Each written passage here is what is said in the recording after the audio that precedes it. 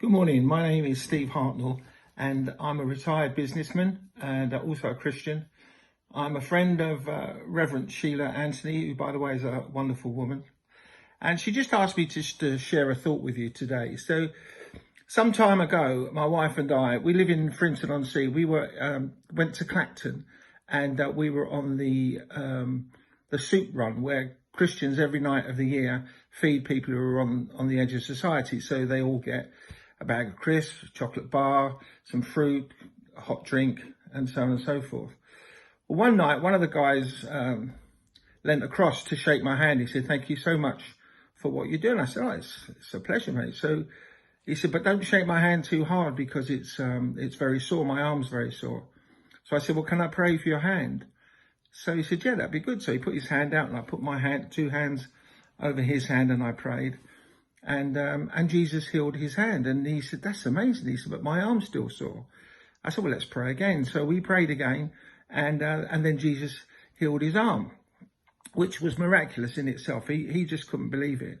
And it was like Jesus got his attention at that moment. So a little while later, we were packing up. I walked across to him and I said, "Oh, can I ask you a question?" So he said, "Yeah." I said, do you know Jesus?" So he says, "Oh, mate, he wouldn't want to know me." He said, I've been a scallywag all my life." He said, I've not been a good person." I said, "You're exactly the person that Jesus wants to talk to. He's been wanting to speak with you for a long time, but you shut him out because you feel that you're not good enough." Well, none of us are good enough. We're all sinners. We've all been saved by his death on the cross. I said, so he says in the Bible that he's come for the sick. He hasn't come for the well. I said, "Would you like him to have a friendship with him?" He said, "Yeah, if I can." And so we prayed a prayer together, and he gave his life to Christ. With that, he hugged me, and my wife was behind me, and she said she could see tears running down his face.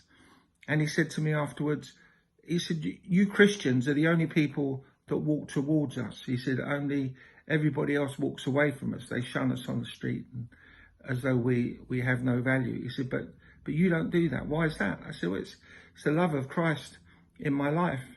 And it causes us to see people, to see the heart of people rather than what they represent." And then I felt the Lord say something else to him. So I said, "Oh, can I just say something else?" So he said, "Yeah." I said, "Well, when you were younger, both your parents told you that you were rubbish."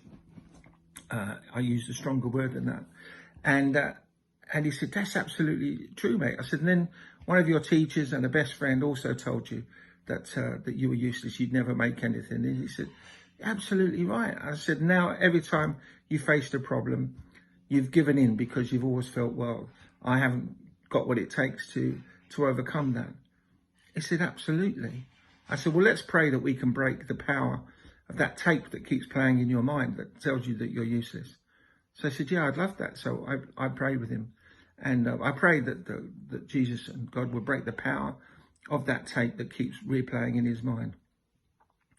And then he smiled, gave me another big hug, and then he went on his way. We never saw him again, which was unusual because they used to come back night after night after night, but we never saw him again. So my message to you this morning is, if you've been a Christian and you've fallen away, or you've never known what it's like to have a relationship with Jesus, don't put that off because you think you're unworthy, because God is looking for the sick. He's not looking for the well. Ask a Christian, go to your local church, speak to somebody that you trust and ask them to tell you more about it. And I guarantee your life will change for the better. Mine did 25 years ago, and I haven't looked back. It's been the most exciting roller coaster that I've ever been on in my life. And I love life so much more. The boundaries have not forced me to do less. I can do so much more. So that's my word for you today. God bless you all. And I hope that has an effect on someone. Bye-bye.